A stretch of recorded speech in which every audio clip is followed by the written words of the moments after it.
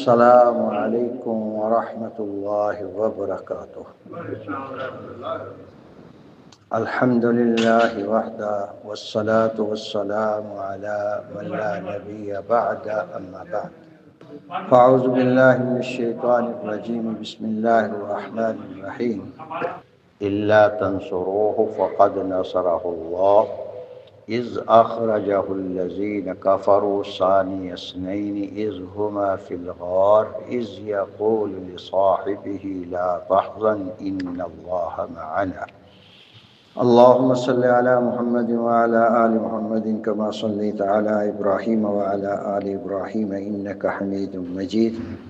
اللهم بارك على محمد وعلى آل محمد كما باركت على إبراهيم وعلى آل إبراهيم إنك حميد مجيد۔ رب اشرح لي صدري ويسر لي أمري واحلل عقدة من لساني يفقهوا قولي رب زدني علما والحقني بالصالحين سبحانك لا علم لنا إلا ما علمتنا إنك أنت العليم الحكيم۔ يا رب صل وسلم دائما أبدا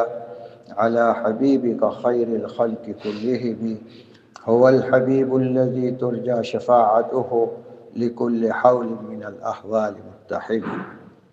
اللہ جل جلالہ بہت ہی عظیم اور بڑی ذات ہے۔ اللہ کریم جل جلالہ کی طرف جو شخص بھی جتنا بڑا ظرف لے کے حاضر ہوتا ہے اللہ کریم اس کے ظرف سے بڑھ کر اس کو بھر دیتے ہیں۔ یہ اللہ کا خاص ایک قانون اور دستور ہے۔ ہمیں جب بھی اللہ سبحانہ و تعالی سے مانگنا ہے، کوئی درخواست کرنی ہے، التماس کرنی ہے، تو ہم تو اپنی حیثیت سے مانگیں گے جتنا ہم سے ہو سکا۔ اللہ رب العزت اپنی شان سے پھر اس کی عکسوئی کرتے ہیں، اس کو نبھاتے ہیں، اس کو عطا فرماتے ہیں۔ پچھلے 3 جمعوں سے سیدنا صدیق اکبر رضی اللہ تعالی عنہ کی مختلف عظیم شان کا تذکرہ ہو رہا ہے کہ کتنی عظیم شان تھی۔ آج اسی سے آگے بات بڑھاتے ہیں انشاءاللہ۔ جب اس کائنات میں نبی پاک صلی اللہ علیہ وآلہ وسلم کا کام جو اللہ نے ان کے سپرد فرمایا تھا اس کی تکمیل ہو گئی، وحی کے ذریعے سے بھی، اور اللہ سبحانہ و تعالی نے نبی پاک صلی اللہ علیہ وسلم کو جو نور بصیرت عطا فرمایا تھا اس سے بھی آقا نے بھانپ لیا کہ اس امت کو میرے بعد اگر کوئی سنبھال سکتا ہے، اس امت کی باغ ڈور جس کے ہاتھ میں آنی چاہیے وہ صرف اور صرف پوری امت میں، پورے صحابہ میں صرف حضرت ابو بکر صدیق رضی اللہ تعالی عنہ ہے۔ چنانچہ اس کے لیے 8 ہجری میں جناب رسول اللہ صلی اللہ علیہ وسلم نے امام حج حضرت صدیق اکبر رضی اللہ تعالی عنہ کو بنا کے بھیجا اپنی موجودگی میں کہ وہ حج کے امام ہوں گے، حج کا خطبہ صدیق اکبر دیں گے، ارشاد فرمائیں گے، اور ساتھ ہی اعلان فرمائیں گے کہ اگلے سال رسول پاک صلی اللہ علیہ وسلم بھی حج فرمائیں گے، تو جتنے بھی مسلمان ہیں وہ سارے کے سارے زیادہ سے زیادہ رسول پاک صلی اللہ علیہ وسلم کے حج سے سیکھ لیں کہ ہمیں زندگی میں حج کیسے کرنے ہیں۔ تو اپنی زندگی میں امام حج بنا کر اشارہ دے دیا کہ میرے بعد اگر اس امت کو کوئی سنبھال سکتا ہے تو وہ صرف صدیق اکبر رضی اللہ عنہ ہے، ان کے علاوہ کوئی نہیں۔ پھر اپنی مرض الوفات میں اپنے مصلی پر جناب رسول اللہ صلی اللہ علیہ وسلم نے جناب صدیق اکبر رضی اللہ عنہ کو حکم فرمایا کہ وہ میرے مصلی پہ کھڑے ہو کر نماز امت کو پڑھائیں گے۔ یہاں ایک چھوٹی سی بات ہے کہ سیدہ ام المومنین اما جان عائشہ صدیقہ رضی اللہ تعالی عنہا نے درخواست بھی کی کہ حضرت ابا جان رقیق القلب ہیں، نرم دل ہیں، یہ ذمہ داری آپ عمر رضی اللہ عنہ کو سونپ دیجیے۔ تو اس پر جناب رسول اللہ صلی اللہ علیہ وسلم نے ایک بہت ہی معنی خیز جملہ ارشاد فرمایا انتن صواحب یوسف۔ اس کا مطلب یہ بنتا ہے کہ تمہارے دل میں کچھ اور ہے، زبان پہ کچھ اور ہے۔ دل سے چاہ رہی ہو کہ صدیق اکبر ہی ہوں، اور زبان سے مجھے بس آگے کچھ نہیں کہتا، کیونکہ دونوں ہماری اماں جان ہیں، ہم کیا کہیں، وہ اماں جان ہے، ادھر رسول انور صلی اللہ علیہ وسلم پوری امت کے باپ، روحانی باپ ہیں۔ تو بہرحال اس پہ رسول اللہ صلی اللہ علیہ وسلم نے اشارہ دے دیا کہ میرے بعد اگر کوئی امت کو سنبھال سکتا ہے تو وہ صرف صدیق اکبر رضی اللہ عنہ ہے۔ اور مرض الوفات کے بعد جب رحلت ہو گئی، اس سے پہلے رسول پاک صلی اللہ علیہ وسلم نے یہ وصیت فرمائی تھی کہ اگر میرے ذمے کسی کا قرض ہو، کسی کی امانت ہو، میں دنیا میں نہ رہوں، میں تم سے نظروں سے اوجھل ہو جاؤں، تو میرے بعد صدیق اکبر سے ہر قسم کے قرض کا، ہر قسم کا مطالبہ تم کر سکتے ہو، ان سے کر لینا۔ اس قسم کی اور بھی بہت سارے اشارے فرمائے۔ چنانچہ حضرت ابو بکر صدیق رضی اللہ تعالی عنہ نے بھی پھر خلافت کا حق ادا کیا، اور 4 طرح سے رسول پاک صلی اللہ علیہ وسلم کی نیابت میں جان نشینی کے فرائض انجام دیے۔ پہلی حفاظت جو صدیق اکبر رضی اللہ عنہ نے فرمائی وہ یہ کہ منصب نبوت کی حفاظت فرمائی۔ تشریح اس کی کرتا ہوں انشاءاللہ۔ دوسری، جماعت نبوت کی حفاظت فرمائی۔ تیسرا، علوم نبوت کی حفاظت فرمائی۔ چوتھا، نظام نبوت کی حفاظت فرمائی۔ یہ 4 قسم کی حفاظتیں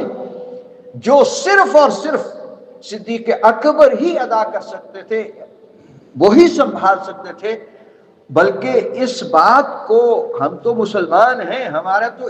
عقیدہ ہے، ہمارا صدیق اکبر رضی اللہ تعالیٰ عنہ سے قلبی تعلق ہے، کیونکہ وہ بہت ہی رسول پاک صلی اللہ علیہ وسلم کے چہیتے، سب سے زیادہ چہیتے، اور امت پر ان کے احسانات اتنے ہیں کہ نبی پاک صلی اللہ علیہ وسلم اپنے بارے میں ارشاد فرما گئے کہ مجھ پر جو ابو بکر نے احسانات فرمائے ہیں ان کا بدلہ بھی اللہ جل جلالہ قیامت میں عطا فرمائیں گے، میں دنیا میں نہیں دے سکا۔ میں نے پچھلے جمعے میں عرض کیا تھا کہ اللہ جل جلالہ خاص قسم کی تجلی صرف صدیق اکبر رضی اللہ تعالی عنہ کو اپنی ذات اقدس کی کروائیں گے، تاکہ نبی پاک صلی اللہ علیہ وسلم پر جو احسانات ہیں ان کے بدلے کے مکافات ہو جائیں۔ تو پہلی چیز کہ رسول پاک صلی اللہ علیہ وسلم کے منصب نبوت، ختم نبوت کی حفاظت کی۔ اور یہ ہم ہٹی ایک انگریز مستشرق ہے، وہ کہتا ہے، وہ لکھتا ہے کہ اگر صدیق اکبر کی جگہ کوئی اور ہوتا وہ یہ کام ہرگز نہ کر سکتا۔ یہ صرف اور صرف جو کام کیے ہیں صدیق اکبر ہی نے کیے ہیں، انہی کے لیے جدیر تھے، انہی کے لیے لائق تھے، اور انہوں نے ہی یہ سارے کام اللہ جل جلالہ کی توفیق سے رسول پاک صلی اللہ علیہ وسلم کے ساتھ ساری زندگی اپنا تعلق جو استوار رکھا، اس کی برکت سے اللہ نے انہی سے یہ کام کیا ہے۔ سب سے پہلا کام منصب نبوت کی حفاظت ہے، ختم نبوت کی حفاظت ہے۔ رسول پاک صلی اللہ علیہ وسلم کی ہین حیات لوگوں نے جب آقا علیہ الصلوۃ والسلام کی اتنی کامران کامیاب زندگی دیکھی کہ اتنی کامیابیاں، اتنے اللہ نے ان کو سرخرو فرمایا اور اتنی اللہ نے فراوانیاں فرمائیں، تو رسول پاک صلی اللہ علیہ وسلم کی زندگی ہی میں نبوت کے دعوے شروع کر دیے۔ کئی جمعے پہلے میں نے بتایا تھا کہ مسلمہ کذاب خود رسول اللہ صلی اللہ علیہ وسلم کے پاس آیا اور آ کے درخواست کی کہ جب تک آپ زندہ ہیں، دنیا میں ہیں، تو آپ نبی، آپ کے بعد میں نبی۔ آقا صلی اللہ علیہ وسلم نے ٹھکرایا، پھر کہنے لگا کہ میں آپ سے ایک التماس کرتا ہوں کہ آپ شہری نبی، میں دیہاتی نبی۔ اس کو بھی رسول اللہ صلی اللہ علیہ وسلم نے ریجیکٹ فرمایا، اس کی بھی رسول اللہ صلی اللہ علیہ وسلم نے پرواہ نہیں کی اور اس کو بھگایا ہے۔ اور اسی طرح اسود انسی نے رسول اللہ صلی اللہ علیہ وسلم کی زندگی میں دعویٰ کیا نبوت کا۔ خود رسول اللہ صلی اللہ علیہ وسلم نے ایک لشکر بھیجا، جس لشکر نے اسود انسی کے ساتھ مقابلہ کیا اور اس مقابلے میں حضرت فیروز دیلمی رضی اللہ تعالی عنہ کی تلوار سے اسود انسی جہنم واصل ہوا، اور یہ خبر رسول اللہ صلی اللہ علیہ وسلم کے حین حیات آپ کے کانوں تک پہنچ چکی تھی۔ اور اس کے علاوہ پھر طلحہ اسدی، اس نے دعویٰ کیا نبوت کا، اور سجاد بنت حارث جو کہ بہت بڑی کاہنہ تھی، اس نے یہ بات کہی کہ 100 سال کا بوڑھا مسلمہ کذاب نبوت کا دعویٰ کر کے سردار بن سکتا ہے، میں نہیں سردار بن سکتی۔ اور بعض نے لکھا ہے کہ سجاد بنت حارث نے رسول پاک صلی اللہ علیہ وسلم ہی کے ارشادات کو اپنی نبوت کی دلیل بنایا، اور وہ یہ کہ نبی پاک صلی اللہ علیہ وسلم نے فرمایا انا خاتم النبیین لا نبی بعدی، میں آخری نبی ہوں، میرے بعد کوئی نبی نہیں آ سکتا۔ تو یہ سجاد بنت حارث کہنے لگی کہ نبی کا تذکرہ فرمایا ہے، نبیہ کا تذکرہ نہیں، لہذا میں نبیہ آ گئی ہوں۔ اس نے یہ نبوت کا دعویٰ کیا۔ حضرت صدیق اکبر رضی اللہ عنہ نے ان ساری نبوتوں کے جو دائی تھے، مدعیان نبوت تھے، ان تمام کا مقابلہ ان مخدوش احوال میں فرمایا، ان مخدوش حالات میں فرمایا جب چاروں طرف سے یہ تھا کہ ابھی تھوڑی سی نرمی کی جائے اور ابھی ان کو کچھ نہ کہا جائے۔ صدیق اکبر رضی اللہ تعالی عنہ کے ہی مبارک دور میں جو سب سے آخری مہم جناب رسول اللہ صلی اللہ علیہ وسلم نے حضرت اسامہ بن زید رضی اللہ تعالی عنہ کی تیار کر کے ان کو حکم فرمایا تھا کہ نکل جاؤ، اور روم جانا تھا، شام میں جا کے رومیوں کے ساتھ مقابلہ تھا۔ تو وہ لشکر مدینہ سے نکلا، پہلا پڑاؤ وہاں خبر پہنچی کہ آقا صلی اللہ علیہ وسلم کی طبیعت بہت ناساز ہے، وہی رک گیا۔ وہی خبر پہنچی کہ آقا کا سانحہ ارتحال ہو گیا، وہاں سے واپس آ گیا۔ تو اب اس کو مہم کو بھیجنا، حضرت عمر جیسی شخصیت، عثمان رضی اللہ عنہ، حضرت علی رضی اللہ عنہ، خالد بن ولید رضی اللہ عنہ، عشرہ مبشرہ، کتنے اجلہ صحابہ موجود ہیں، اور سارے کے سارے سوائے صدیق اکبر رضی اللہ عنہ کے اس بات کو الاپ رہے ہیں کہ یہ لشکر نہ بھیجا جائے، ابھی دشمن کے مدینہ منورہ پر حملہ کرنے کے بہت چانسز ہیں، اور ہر طرف سے خبریں آ رہی تھی۔ صدیق اکبر رضی اللہ تعالی عنہ نے ارشاد فرمایا کہ یہ لشکر جس کو میرے آقا، میرے محبوب اعظم، امام الانبیاء علیہ الوف و الوف و تحیات و سلام، خاتم النبیین نے تیار کر کے بھجوا دیا، اب یہ ہر صورت جائے گا۔ چنانچہ وہ لشکر بھیجا، اور جب وہ لشکر بھیجا ہے ابھی 40 دن نہیں گزرے 40 دن کے اندر اندر وہ لشکر کامیابی کے ساتھ بہت سارا مال غنیمت لے کر مدینہ طیبہ داخل ہو رہا تھا، اور اس سے فائدہ یہ ہوا کہ منصب نبوت کی حفاظت میں جو پر توڑ رہے تھے کہ میں بھی نبوت کا دعویٰ کروں، میں بھی نبی بن جاؤں، ان تمام کے لیے قیامت تک کے انسانوں کے لیے ایک ہیبت اور ایک رعب کہ یہ اتنا بڑا سانحہ، اتنا بڑا حادثہ، رسول پاک صلی اللہ علیہ وسلم کا اس دنیا سے تشریف لے جانا، اس کے باوجود یہ امت ابھی زندہ ہے، لہذا اس امت کو کچھ نہیں کہا جا سکتا۔ ان پر حملے کی سوچ ختم کر دی، اور اسی پہ بس نہیں، پھر حضرت عمر رضی اللہ عنہ مزید یہ فرما رہے تھے کہ ابھی جنہوں نے زکوٰۃ کے خلاف زکوٰۃ دینے سے انکار کیا ہے ان کو تھوڑا سا روک لو۔ کیوں؟ اس لیے کہ ابھی مدینہ خالی ہو جائے گا اور وہ خود بخود ٹھیک ہو جائیں گے۔ صدیق اکبر رضی اللہ عنہ نے وہاں بہت جرت کے ساتھ یہ ارشاد فرمایا کہ انقطع الوحی، وحی ختم ہو گئی، وتم الدین، دین مکمل ہو گیا، اینقص الدین وانا حی، دین میں کمی ہو اور میں زندہ رہوں، یا تو میں لڑتے لڑتے خود شہید ہو جاؤں گا، رسول پاک صلی اللہ علیہ وسلم کے ساتھ جا ملوں گا، یا ان تمام کا کلا کما کروں گا۔ اور سیدنا عمر رضی اللہ عنہ کو مخاطب کر کے ارشاد فرمایا، عمر انت جبار فی الجاہلیہ خوار فی الاسلام،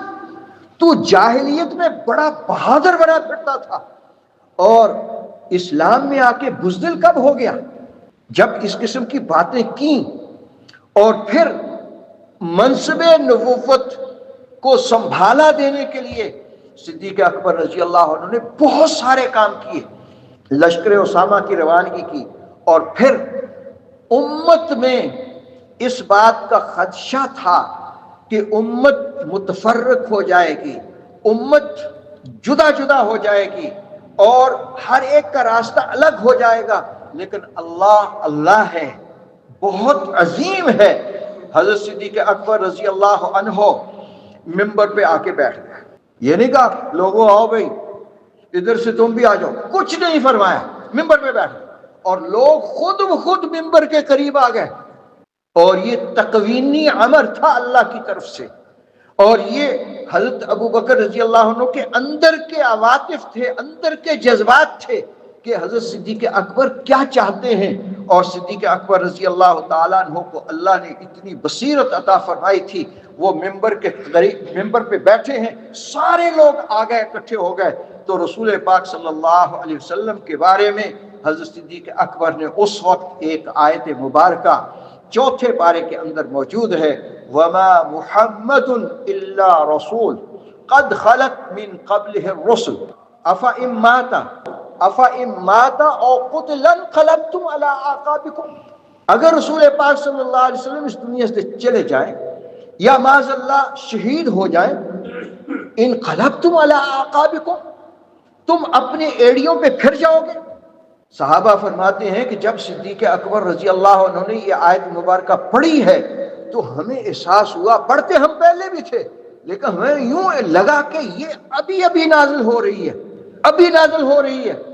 تو اس وقت صدیق اکبر رضی اللہ عنہ نے ایسی قرآن حکیم کی آیات سے امت کو سنبھالا دیا اور سنبھالا ہے امت کو۔ پھر حضرت عمر رضی اللہ عنہ انہوں نے بھی تلوار جو چوک میں نیام سے نکال کے لہرا رہے تھے کہ جو کہے گا کہ رسول پاک صلی اللہ علیہ وسلم کی وفات ہو گئی ہے میری تلوار فیصلہ کرے گی، انہوں نے بھی تلوار نیام میں ڈالی کہ نہیں یہ ابو بکر ٹھیک کہتے ہیں۔ اس انداز سے پوری امت کو سنبھالا ہے، اور سنبھالا صرف سب سے پہلے رسول پاک صلی اللہ علیہ وسلم کی جو منصب نبوت تھی اس کی حفاظت کی ہے سب سے پہلے صدیق اکبر رضی اللہ تعالیٰ عنہ نے۔ پھر رسول پاک صلی اللہ علیہ وسلم کے کفن، دفن، قبر یہ سارے معاملات تھے۔ حضرت صدیق اکبر رضی اللہ عنہ جو بھی معاملہ آتا ایک ایک کر کے اس کے بارے میں صدیق اکبر رضی اللہ عنہ فرماتے مجھے آقا صلی اللہ علیہ وسلم کیا یہ قول مبارک معلوم ہے کہ رسول اللہ صلی اللہ علیہ وسلم نے فرمایا تھا کہ کوئی بھی نبی جب بھی اس دنیا سے ارتحال کرتا ہے، انتقال کرتا ہے، جہاں اس کا یہ سانحہ پیش آتا ہے اسی جگہ اس کی قبر بنا کرتی ہے۔ یہ معاملہ بھی حل ہوا۔ اور پھر اللہ کی شان، عصر حاضر میں ایک اس کی باتیں کرتا چلو، عصر حاضر میں اس دور میں جب سعودیہ عربیہ پر آل سعود نے حکومت سنبھالی ہے اور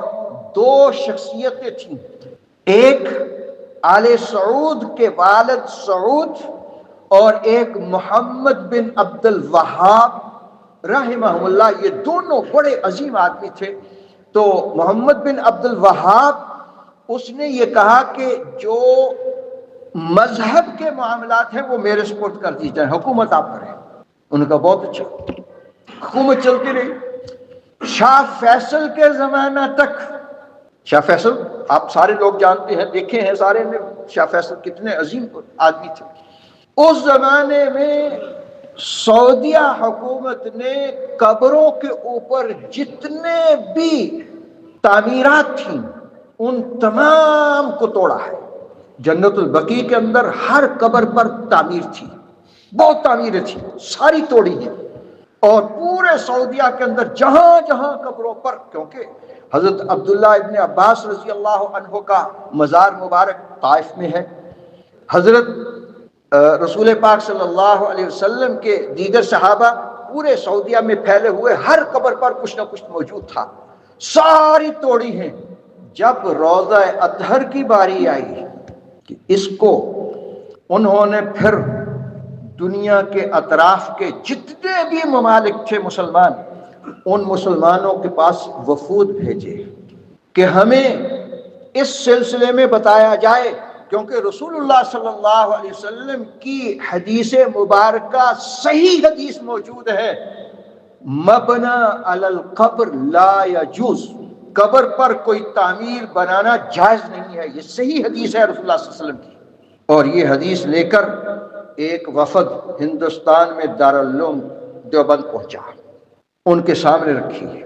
اس وقت حضرت مولانا اشرف علی تھانوی رحمۃ اللہ علیہ، حضرت مولانا حسین مدنی رحمۃ اللہ علیہ، شیخ الہند رحمۃ اللہ علیہ، بڑے بڑے اجلہ، حضرت مولانا انور شاہ کشمیری رحمۃ اللہ علیہ، مفتی کفایت اللہ رحمۃ اللہ علیہ، یہ مولانا شبیر احمد عثمانی رحمۃ اللہ علیہ، بڑے بڑے اجلہ علماء کرام وہاں موجود تھے۔ ان کے سامنے یہ جب حدیث مبارکہ اس 3 رکنی وفد نے رکھی ہے تو سب کی سسکیاں، اور ساتھ یہ کہا کہ ہمیں 3 دن دیے جائیں، ہم اس پہ سوچتے ہیں۔ تیسرا دن تھا، تیسری رات تھی، اور پورا مجمع اللہ کی طرف گڑ گڑا رہا تھا، رو رہا تھا کہ اللہ تیرے نبی کی حدیث تو صحیح ہے، اس میں کوئی شک نہیں ہے، لیکن ہمیں اس کا کوئی حل۔ تو حضرت تھانوی رحمۃ اللہ علیہ نے روتے ہوئے، سسکیاں لیتے ہوئے تہجد کے وقت میں ارشاد فرمایا، وجدت مجھے اس حدیث کی سمجھ آ گئی ہے، مجھے اس حدیث کی سمجھ آ گئی ہے۔ انہوں نے کہا کیا سمجھ آئی ہے؟ تو حضرت نے ارشاد فرمایا رسول اللہ صلی اللہ علیہ وسلم کی حدیث بالکل صحیح ہے، کوئی اس میں شک نہیں ہے کہ قبر پر تعمیر کرنا جائز نہیں ہے، لیکن رسول پاک صلی اللہ علیہ وسلم کی قبر اطہر وہ اماں عائشہ صدیقہ کے حجرہ میں بنی ہے، پہلے سے عمارت موجود تھی، تم اس کو نہیں گرا سکتے، تم اس کو نہیں گرا سکتے۔ اور پھر دلیل کے طور پر حضرت مولانا شبیر احمد عثمانی رحمۃ اللہ علیہ اور مفتی کفایت اللہ رحمۃ اللہ علیہ، ایک ان کے ساتھی، اور یہ باقاعدہ سعودی عرب پہنچے، شاہ فیصل کے سامنے بیٹھ کر وہاں کے اجلہ علماء پوری دنیا سے آئے ہوئے ان کے سامنے انہوں نے دلائل دیے۔ ان دلائل میں ایک دلیل یہ بھی دی کہ رسول پاک صلی اللہ علیہ وسلم نے جب مکہ مکرمہ کو فتح فرمایا تو اما عائشہ رضی اللہ تعالی عنہا سے یہ ارشاد فرمایا تھا، عائشہ تیری قوم نئی نئی مسلمان ہوئی ہے، میرا دل چاہتا ہے کہ میں بیت اللہ کو بنیاد ابراہیم پر دوبارہ سے بناؤں، لیکن تیری قوم نئی نئی مسلمان ہوئی ہے اور ان کے جذبات مجروح ہوں گے، اس لیے میں تمہاری قوم کے قلوب کے جذبات کی قدر کرتے ہوئے اس کو اسی طرح رہنے دیتا۔ پھر اسی طرح وہ آج کل جو بیت اللہ آپ دیکھ رہے ہیں، یہ اسی طرح رسول پاک صلی اللہ علیہ وسلم کے دور سے چلا آ رہا، اور اس سے پہلے جب رسول پاک صلی اللہ علیہ وسلم کی عمر مبارک 35 سال کی تھی، اس وقت مشرکین مکہ نے یہ فیصلہ کیا، کیونکہ اللہ آپ کو حرمین لے جائے،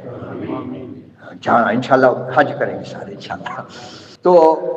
اس وقت بھی بیت اللہ پورے مکہ المکرمہ میں سب سے نشیب میں ہے، سب سے نیچی جگہ ہے۔ عزیزیہ کا پانی سرنگوں سے ہوتا ہوا بیت اللہ کی طرف آتا ہے، جہاں رسول پاک صلی اللہ علیہ وسلم کا مکہ مکرمہ مسجد حرام سے پہلے مولد مبارک ہے، اس مولد مبارک کے ساتھ ایک گہری کھائی کھودی ہوئی ہے جس کے اوپر لوہے کے انہوں نے چھت ڈالی ہوئی ہے، جس میں بڑے بڑے سوراخ ہیں، عزیزیہ کا پانی اس میں آ کے گرتا ہے۔ اور اسی طرح جبل عمر سے پانی آتا ہے، وہاں بھی انہوں نے ایسا ہی روک بنائی ہوئی ہے۔ یہ جو شار ابراہیم خلیل ہے، شار ہجرہ ہے، اور فندق شہداء ہے، جتنی بھی شاریں ہیں، سب کا پانی آ کے بیت اللہ سے پہلے انہوں نے روکا ہوا ہے، اور وہ پھر باہر نکلتا ہے۔ سارا پانی بیت اللہ میں آیا کرتا تھا جاہلیت کے زمانے میں بھی، جیسے آج آ رہا ہے۔ تو بیت اللہ کی نئی تعمیر کا مشرکین مکہ نے سوچا کہ نئی تعمیر کی جائے، اس نئی تعمیر کے لیے انہوں نے یہ سوچ کے کہ اب اس کے اندر کسی قسم کا کوئی حرام کا پیسہ نہیں لگانا، سارے حلال کے پیسے لگانے ہیں۔ اور جب حلال کے پیسے لگانے یہ سوچ کے انہوں نے بیت اللہ کی تعمیر شروع کی، ان کے پاس اتنے پیسے نہیں تھے کہ پورے بیت اللہ پر چھت ڈال سکتے، تو انہوں نے پھر جو آج اس وقت بیت اللہ کی مطاف ہے اس کو چھوڑ دیا کہ اتنے پیسے نہیں ہیں کہ اس پر بھی چھت ڈالی جائے۔ اس میں کچھ تبدیلیاں کی۔ پہلی تبدیلی یہ کی، سطح زمین سے میرے قد سے بھی اونچا اس کو بنایا۔ میں کھڑا ہو کے یوں ہاتھ کروں تو میرا ہاتھ دروازے تک نہیں جاتا، اتنی اونچی اس کی وہ نیچے سے اس کے اندر بھرتی بڑی ہوئی ہے۔ اور پہلے یہ بالکل سطح زمین کے ساتھ تھا۔ ایک تبدیلی اونچائی کی۔ دوسری تبدیلی 2 دروازے تھے، ایک مشرق کی جانب تھا، ایک مغرب کی جانب تھا۔ انہوں نے مغرب کی جانب کا دروازہ بند کر دیا، مشرق کا دروازہ اب بھی موجود ہے۔ اور اگلی تبدیلی یہ کی کہ حتیم کا جو حصہ ہے بیت اللہ کی دیوار سے تقریباً اتنے 10 ہاتھ وہ بیت اللہ کے اندر شامل ہے، اس کو چھت سے محروم رکھا، بیت اللہ کے اندر نہیں رکھا، بیت اللہ سے نکال دیا۔ اور حضرت رسول پاک صلی اللہ علیہ وسلم نے اماں جی رضی اللہ تعالی عنہا سے اس وقت ارشاد فرمایا جب اماں جی نے یہ بات کہی، میرا دل چاہتا ہے میں بیت اللہ کے اندر جاؤں۔ آقا صلی اللہ علیہ وسلم نے اماں جی کا ہاتھ پکڑا اور حتیم کے اندر داخل فرما کے ارشاد فرمایا، یہاں نماز پڑھ لے، یہ بھی بیت اللہ کا حصہ ہے، تیری قوم کے پاس پیسے نہیں تھے۔ اور اگلی تبدیلی یہ کی کہ بیت اللہ پر چھت ڈالی، پہلے چھت نہیں تھی۔ تو رسول اللہ صلی اللہ علیہ وسلم اماں جی سے فرما رہے ہیں کہ میں یہ سب کچھ کر سکتا تھا، لیکن تیری قوم کے جذبات کی قدر کرتے ہوئے میں ایسا نہیں کر رہا۔ جب یہ علماء نے شاہ فیصل کے سامنے اس قسم کے اور بھی دلائل دیے، بہت سارے، ان کو میں چھوڑ رہا ہوں کیونکہ وقت بہت ساری باتیں میں نے کرنی ہے، تو اس وقت پھر شاہ فیصل نے اپنے علماء سے کہا بتاؤ بھئی اس کا جواب دو، یہ تو پہلے کا اماں جی کا حجرہ مبارک ہے، اس میں رسول پاک صلی اللہ علیہ وسلم کا مبارک روضہ ہے، تم اس کو کیسے گرا سکتے ہو؟ تو آج الحمدللہ وہ اسی طرح قائم دائم ہے۔ پھر آج صرف یہ تبدیلی ہے کہ اس کے اوپر جا کر پوری مسجد نبوی سے اونچائی پر گنبد بنایا ہے، یہ گنبد بنایا ہے عثمانیوں نے، اور اس کا رنگ پہلے نیلا ہوتا تھا، اب اس کا رنگ سبز ہے۔ اور سبز کیوں ہے؟ اس کے بھی بہت سارے وجوہ ہیں، کیونکہ جنتیوں کو اولاً جب جنت میں اللہ لے جائیں گے سب سے پہلے سیدنا ابراہیم خلیل اللہ علیہ السلام کو میدان محشر میں جو لباس پہنایا جائے گا وہ سبز رنگ کا ہوگا، اور بھی بہت ساری وجوہ ہیں۔ بہرحال تو وہ آج بھی، اور یہ سارے کام صدیق اکبر رضی اللہ تعالیٰ عنہ نے اپنے حین حیات، اپنی زندگی مبارکہ میں منصب نبوت کی حفاظت کر کے امت کے سامنے رکھا کہ امت جب بھی امت کو کسی قسم کی ضرورت پڑے تو ختم نبوت کے معاملے میں امت کبھی بھی پیچھے نہ رہے۔ سب سے پہلے مجاہد سیدنا ابو ہریرہ رضی اللہ تعالیٰ عنہ کا قول ہے۔ کس کا؟ سیدنا ابو ہریرہ رضی اللہ عنہ فرماتے ہیں قام ابا بکر الصدیق عند الردہ علی مقام الانبیاء۔ حضرت صدیق اکبر ردت کے زمانے میں جب ارتداد ہوا، اس زمانے میں ابو بکر رضی اللہ عنہ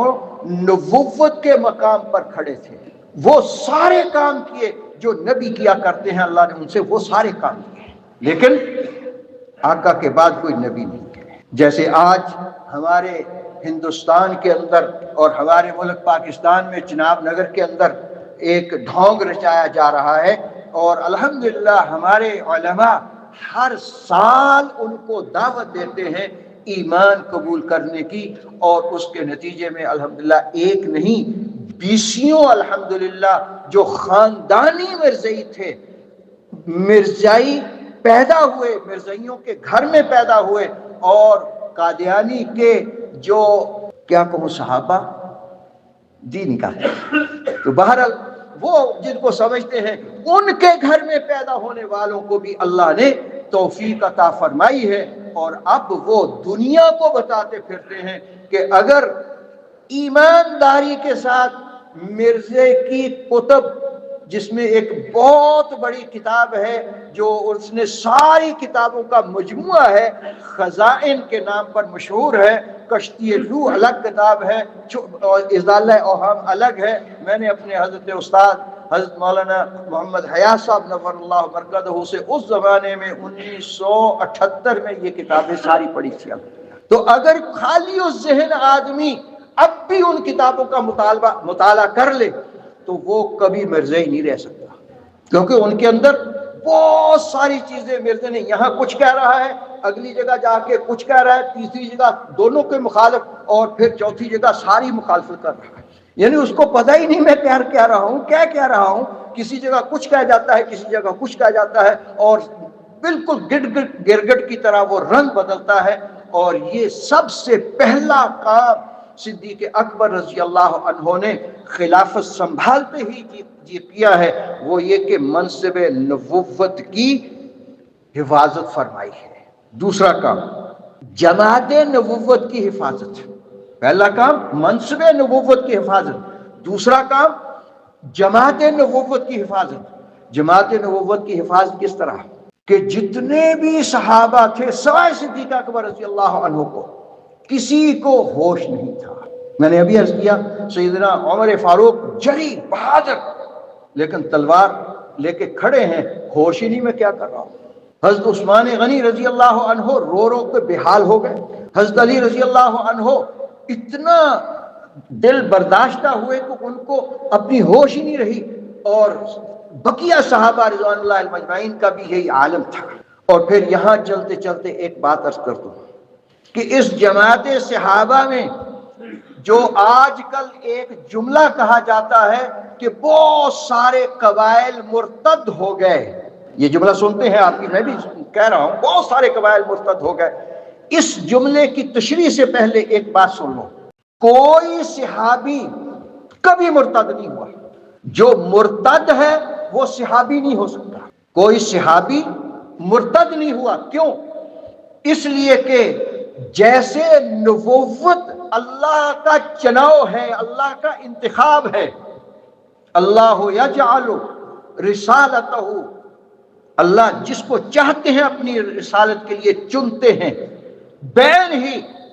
نبی کے صحابہ بھی اللہ نے خود چنے ہیں۔ اگر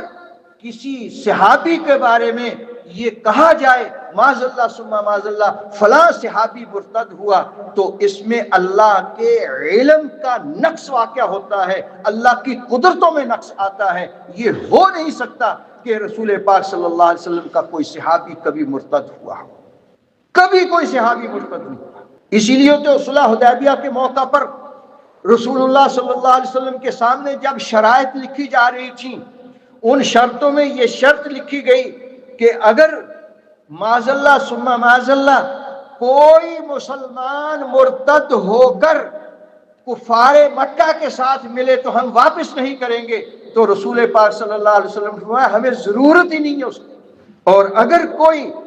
مشرکین مکہ میں سے مسلمان ہو کر رسول پاک صلی اللہ علیہ وسلم کے ساتھ آ کے ملے گا تو مسلمان پابند ہوں گے، جیسے کہ رسول اللہ صلی اللہ علیہ وسلم نے پھر اس وعدہ کو نبھایا ہے۔ سہیل ابن عمر جو اس وقت مشرکین مکہ کی طرف سے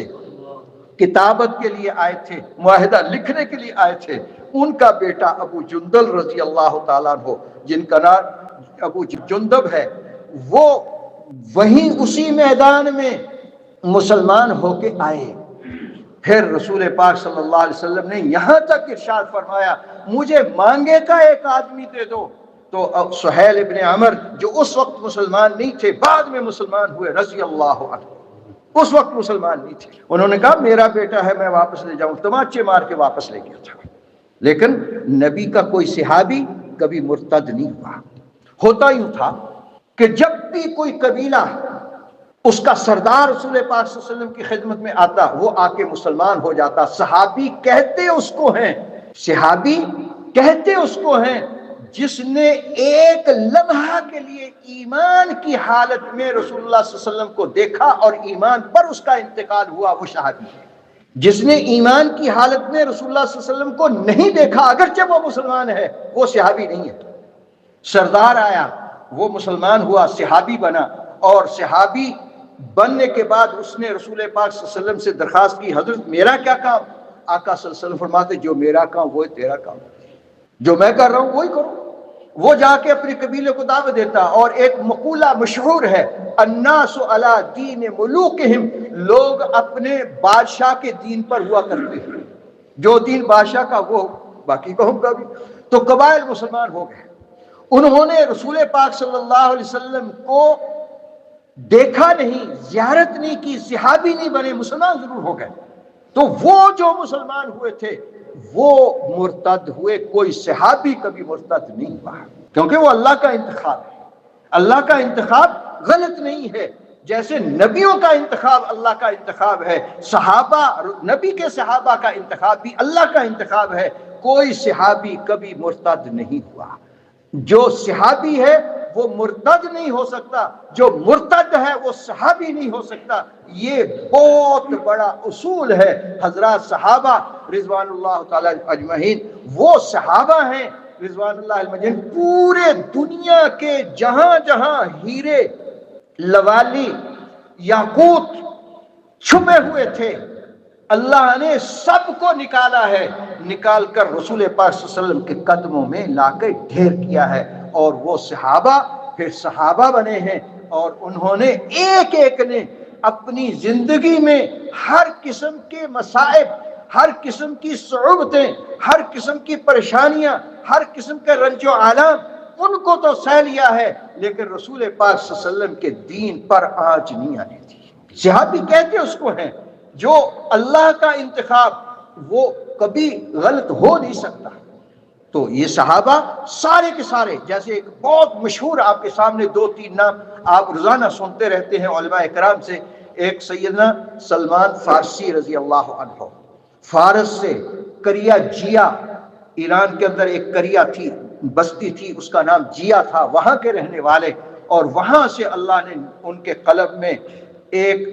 محبت پیدا کی دین اسلام کی، اور وہ دین اسلام کی خاطر عیسائیوں کے پاس، پادریوں کے پاس مختلف جگہ پر مختلف انداز سے رہے اور ان پادریوں سے اسلام سیکھتے رہے، اور آخری عموریہ شہر کا جو پادری تھا اس نے یہ بات کہی حضرت سلمان فارسی رضی اللہ تعالیٰ عنہ سے کہ اب میری نظر میں دنیا میں کوئی ایسا نہیں آدمی جو دین حق پر ہو، ہاں البتہ تمہیں ایک بتاتا ہوں کہ ایک وادی ہے نخلستان کی، کھجوروں کی، اور وہاں رسول پاک صلی اللہ علیہ وسلم جو آخری نبی ہیں ان کا ہجرت کا مقام وہاں ہوگا، وہاں وہ ہجرت کر کے تشریف لائیں گے۔ حضرت سلمان فارسی رضی اللہ عنہ فرماتے ہیں میں اس کے بعد 10 سے زیادہ مرتبہ فروخت ہوا، کبھی کسی کے ہاتھ کبھی کسی کے ہاتھ، اور آخر میں مدینہ منورہ بنو قریظہ کا ایک یہودی مجھے خرید کر مدینہ منورہ لے آیا، اور میں پھر مدینہ منورہ رہا۔ میں نے وہاں دیکھا جو مجھے عموریہ شہر کے پادری نے نشانیاں بتائی تھیں وہ میں نے دیکھی، وہ وہی ساری پائیں اسی شہر میں، وہاں کھجوروں کے باغات جو آج بھی الحمدللہ شہر مدینہ کے اندر موجود ہیں، اللہ آپ کو لے جائیں۔ دیکھیں گے اتنے عظیم باغات ہیں شہر مدینہ کے اندر، مسجد نبوی سے مسجد قباء پیدل جائیں تو ان کے دائیں بائیں دونوں طرف جاتے ہوئے مدینہ منورہ کے باغات نظر آتے ہیں جو اس وقت بھی موجود ہیں۔ تو اس وقت بھی، اور پھر نکیلے پتھر وہ اب نہیں ہیں۔ مدینہ منورہ، مکہ معظمہ سے جب مدینہ منورہ جاتے ہیں تو راستے میں نکیلے پتھر ہوتے تھے، حاجی صاحب کے ساتھ ہم جب گئے اس وقت ہم نے دیکھے، اب انہوں نے وہ سارے نکیلے پتھر بلڈوز کر کے بالکل ہموار کر دیا۔ چھوٹے چھوٹے پتھر تو ہیں لیکن وہ پہلے کھڑے ہوتے تھے، تقریباً یہ عمارت سے بڑے بڑے تھے، وہ سب انہوں نے مسمار کر دیے۔ تو بہرحال یہ جتنے ہیرے تھے وہ اللہ نے رسول پاک صلی اللہ علیہ وسلم کے قدموں میں لا کے ڈھیر کیے ہیں۔ تو دوسری حفاظت، پہلی حفاظت منصب نبوت کی حفاظت، دوسری حفاظت جماعت نبوت کی حفاظت، دو رہ گئی ہیں، وہ انشاءاللہ اللہ نے توفیق عطا فرمائی تو اگلے جمعے میں عرض کروں گا وہ کون کون سی ہیں۔ ایک ہے علوم نبوت کی حفاظت، دوسرا ہے، چوتھی ہے نظام نبوت کی حفاظت۔ یہ صدیق اکبر رضی اللہ عنہ نے کر کے دکھائی ہے کہ کیسے ان کے علاوہ غیر مسلم بھی مانتے ہیں کہ کوئی کر نہیں سکتا تھا جو اللہ نے صدیق اکبر سے کام لیا ہے۔ اللہ جل جلالہ ہمیں بھی صدیق اکبر رضی اللہ عنہ کے نقش پا پر چلنے کی توفیق عطا فرما کر ہمیں سچا مسلمان اور صحابہ کا خادم بنا دے۔